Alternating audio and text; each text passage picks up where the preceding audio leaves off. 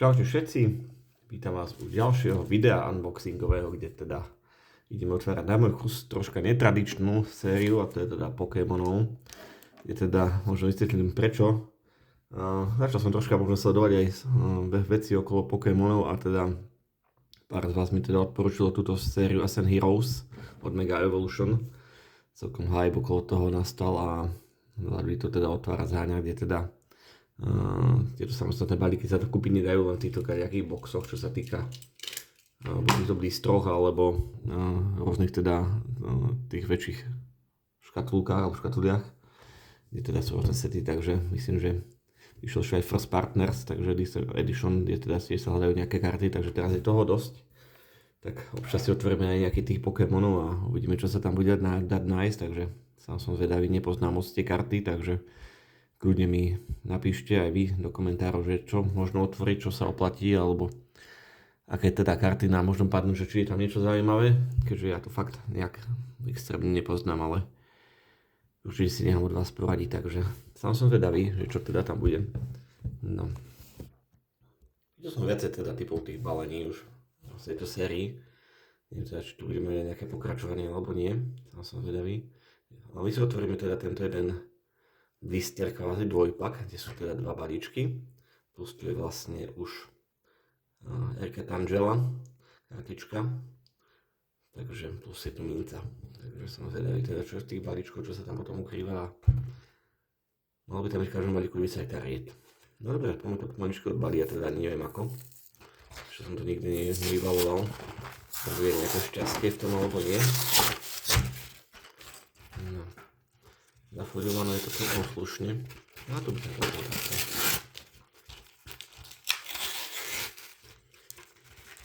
Máme tu prvý balíček. Balíčky sú pekné. Budeme napísať, či si niečo aj už trafili v tejto sérii, zaujímavé alebo nie. No. Máme tu teda túto kartičku. Pozerám, že fakt pekná foilová karta. Si hodíme hneď do sliviku. Je tradične u mňa, čo teda otváram hlavne športové karty, čo sa týka hokeja a futbalu. Vidieť aj takéto niečo. Ale pekná kartička. No, si to troška poriadok. Na čo sa používa táto minca vlastne? Tu do hry nejaké, alebo na čo teda skúste mi kľudne napísať, že tieto mince k čomu slúžia. No. Dva balíčky. Som teda zvedavý. Challenge. To značí, zvedavú tie balíčky, či majú niečo napísané, hľadám možno nejakých vecí, ale väčšinou tie hokejové bývajú teplnenie, ale to teda neviem, či aj nejaký checklist existuje, alebo nie. No, ale prvý balíček. Teda zvedavý, čo nás tam čaká. No. To je klasická karta. Vlastne to nejaké tie názvy nebudem, nechcem tu komody, takže kľudne si prečítate. Na čo sú tieto RK? To som videl, že teda je iná nejaká postavička, tu je zase nejaké RK. Trénera tu máme.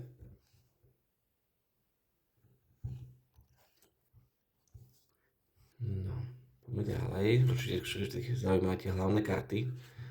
Pekný tréner, zase. Darmanitan. Zigzagoon, no jak sa číta, neviem. Ďalšia foilová kartička. Tretia.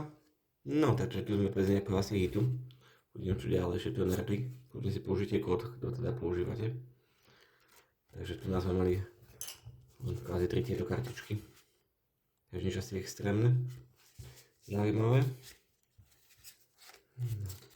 Uvidíme v druhom balíčku, či bude nejaké šťastie alebo nie.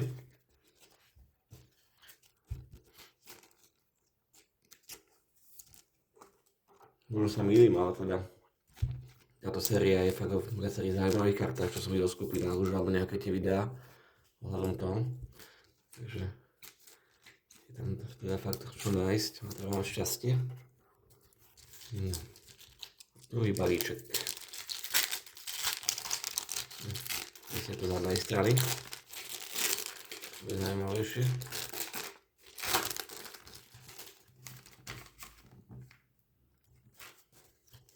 Takže opäť si ukážeme kódik. Poďme na to. No. Takže opäť základná kartička. Čiže či trafíme aspoň nejaký teda ten hit alebo nie. Tréner.